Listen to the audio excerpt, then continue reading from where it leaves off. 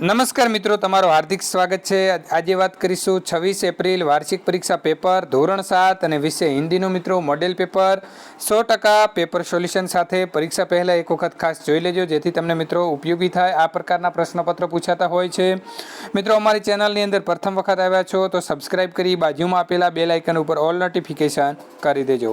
જો તમને અમારો વિડીયો પસંદ આવે છે તો લાઇકનું બટન દબાવવાનું ભૂલશો નહીં। મિત્રો, આપણી ચેનલ ઉપર 2 લાખ કરતાં પણ વધારે વિદ્યાર્થીઓ જોડાઈ ચૂક્યા છે, તો તેમનો દિલથી ખૂબ ખૂબ આભાર।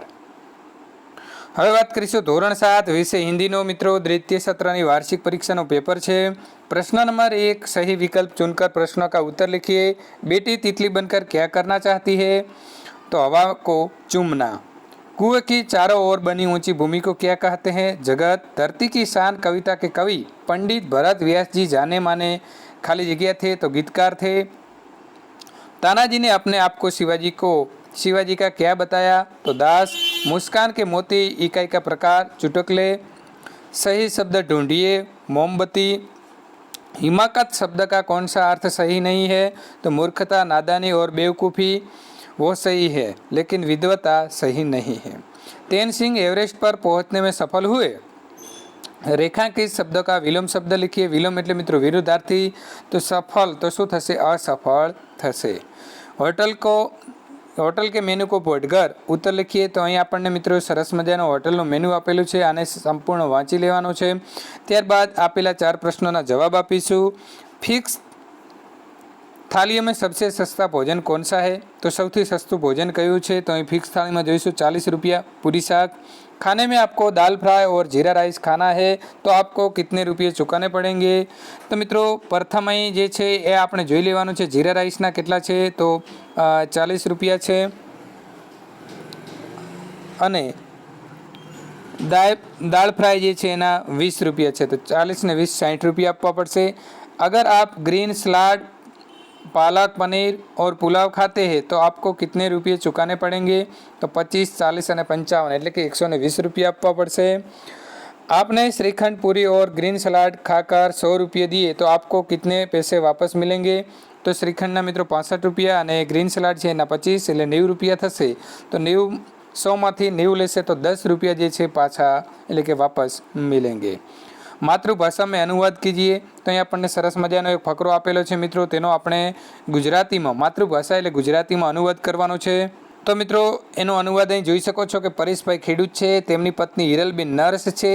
એક દિવસ સવારે હિરલબેન પાણીના નળની નીચે ઉતાવળમાં એક માટલું મૂકી રાખ્યું, પછી નળ શરૂ કર્યા અને રસોડામાં ચા બનાવવા ગયા।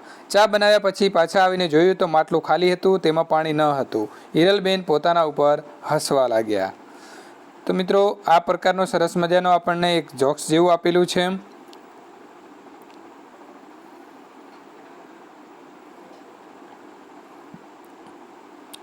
પ્રશ્ન નંબર 2 નો અ પ્રશ્ન के उत्तर लिखिए। किन्हीं 5 कोई પણ 5 પ્રશ્નોના જવાબ લખવાના છે મિત્રો। आपको कहाँ पर भेदभाव की नीतियाँ दिखाई देती है? तो सरकारी कार्यालय, पुलिस स्टेशन वगैरह। चौथी स्त्री ने अपने बेटे का परिचय कैसे दिया? न अच्छा गायक है, न बलवान है। देश के नाम संदेश इकाई पत्र में स्वच्छता के बारे में कलाम जी क्या कहते हैं? अपने देश में स्वच्छता रखनी चाहिए।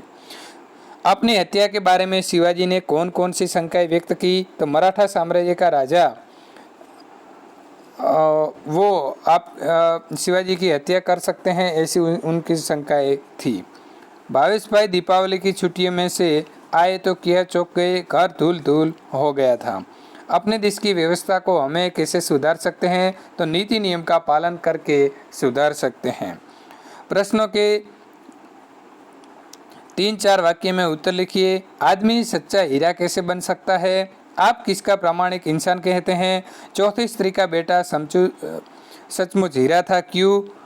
प्रश्न नंबर 3 अ प्रश्नों के उत्तर 2-3 वाक्य में लिखिए। मनुष्य अन्य जीवों की अपेक्षा महान कैसे है?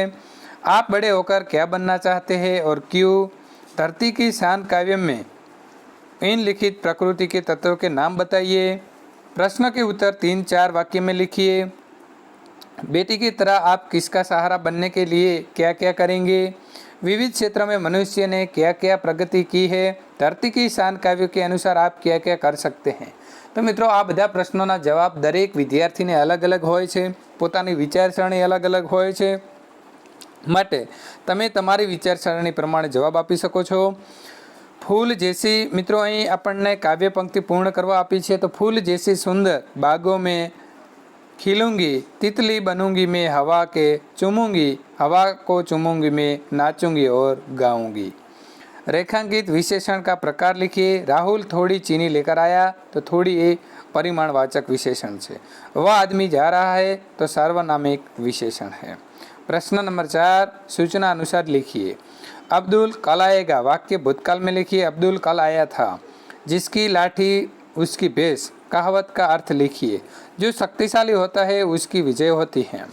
शब्दकोश के क्रम में लिखिए। रक्षा, उपभोक्ता, मिट्टी और क्षमा। तो उपभोक्ता, क्षमा, मिट्टी और रक्षा। विलोम शब्द એટલે વિરુદ્ધાર્થી શબ્દ। તો આકાશ તો ધરતી અને ઉજિયારા તો અંધેરા। શબ્દો का અર્થભેદ लिखिए। તો મિત્રો અહીં આપણને गृह तो घर थशे અને ग्रह એટલે अंतरिक्ष का ग्रह जैसे पृथ्वी। शब्दों का सही क्रम में रखकर अर्थपूर्ण वाक्य बनाइए। मारा चाटा राजू को तुमने क्यों, तुमने राजू को चाटा क्यों मारा। 1000 रखने के तरीके याद, याद रखने के 1000 तरीके। जीवन में स्वस्थता के महत्व समझाते हुए मित्र को पत्र लिखिए। तो मित्रों खास पत्र लखता शीखी जजो, कारण के 5 गुणनो जे छे ए पत्र जे छे मित्रों 6 गुणनो पूछायेलो छे। तो 6 गुणनो पत्र पूछायेलो छे, माटे 6 गुण बेठा मेळववा माटे खास जे छे ए तमे पत्र लखता शीखी जजो। आ बाजू तमारुं जे छे नाम लखवानुं छे, प्रिय मित्र के जे व्यक्ति होय एनो आ बाजू। त्यारबाद तमारे અહીં 2-3 फकरामां मित्रों जे विषयनो फकरो तमे जे पत्र लखो छो ए लखवानुं छे। तो આવી રીતે લખવાનું રહેશે। मुहावरे का अर्थ देकर वाक्य में प्रयोग कीजिए। हिम्मत न पड़ना, बात न कर सकना। तानाजी को शिवाजी से कहने की हिम्मत न पड़ी।